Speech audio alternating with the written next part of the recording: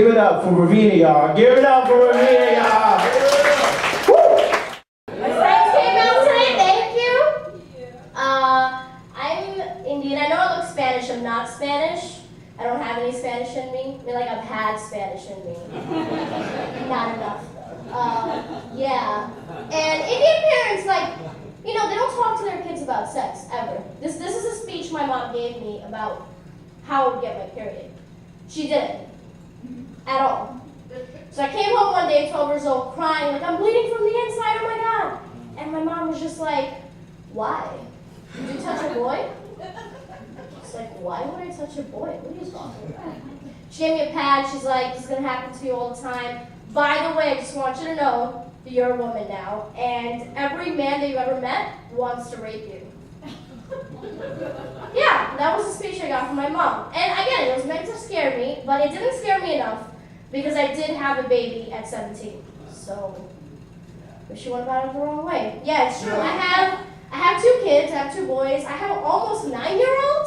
And I'm going to turn 26 when he turns 9, which is crazy, and I have a 3-year-old, and it's really fun.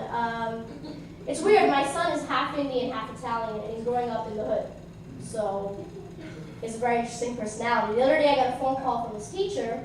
Catholic school teacher calls me, your son's in trouble. And I'm like, my son? Like, what did he do? Well, he made a diss track about another kid in his class and posted it on YouTube. Diss track? So I asked my son, and I'm like, Luca, what happened? You know, I want to hear his side of the story now. Apparently this kid had been bullying him all year, and my son decided to retaliate. Fair, right? And my brother goes, why didn't you just hit him? And my son goes, why would I hit him? I go to Catholic school. I don't want to get expelled. I was like, holy shit. Not only am I raising a genius, but I'm also not raising a little bitch. Something right. Yeah, it's fun. It's fun being a mom to an 8-year-old. He plays video games online. I don't know if you guys play these games, Call of Duty and stuff. And I heard him playing the other day, and all I heard was, no, I'm gonna fuck your mom. And I went in there and I was like, wait, who wanted to fuck me? Hold on. You needed daddy. Wait. Yeah, fun stuff.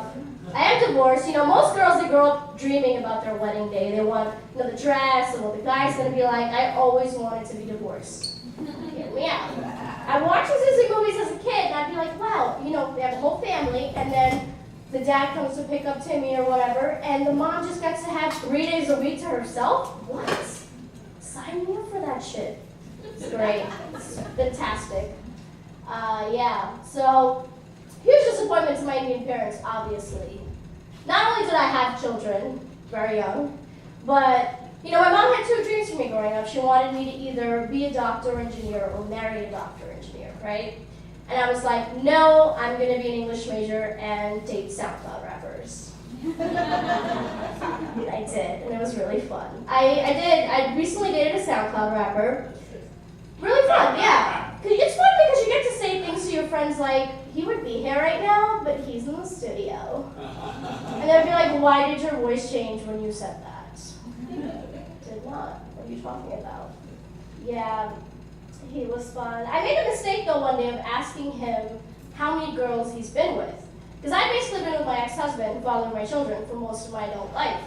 And he was like, oh, you know, like 21.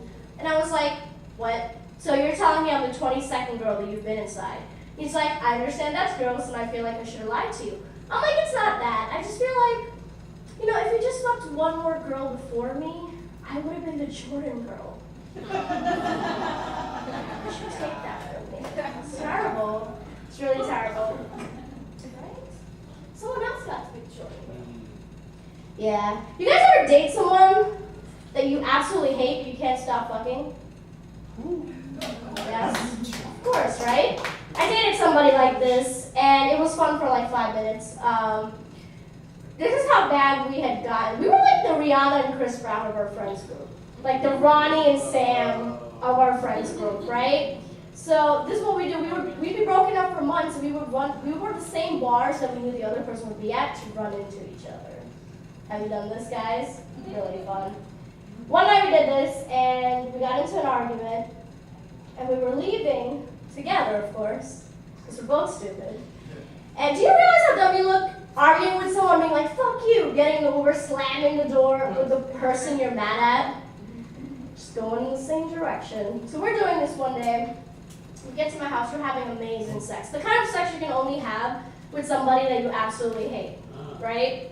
By the way, I'm so sorry, a child sitting here. But it'll learn today. The words of Heavenly Heart.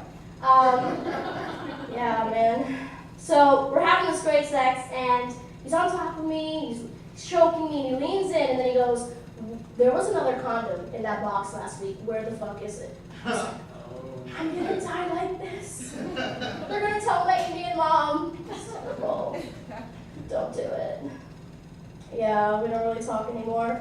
But I think I figured out the problem with dating and me. We all have different problems with dating, and I think my problem personally is that I want to date someone who has a 401k personality, but a drug dealer dick.